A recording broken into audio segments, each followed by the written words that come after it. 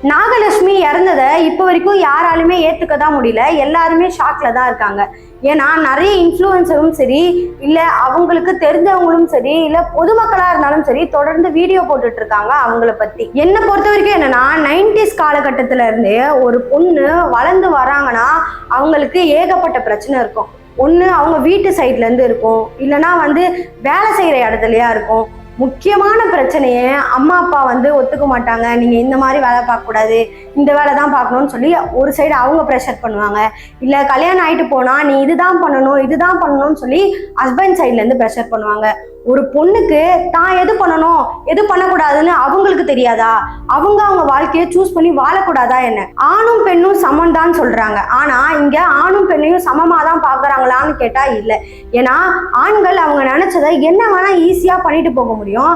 அதே ஒரு பெண்ணா இருந்தா என்ன செஞ்சாலும் அது தப்பு தான், கடைசியில நீ தான் தப்பு பண்ணியிருப்ப அப்படின்னு சொல்லிட்டு ஈஸியா போயிடுவாங்க. இதே மாதிரிதான் இப்போ நாகலட்சுமிக்கும் நடந்திருக்கு. இதை பத்தி நீங்க என்ன நினைக்கிறீங்க அப்படின்றத மறக்காம கமெண்ட்ஸ்ல சொல்லிட்டு போங்க.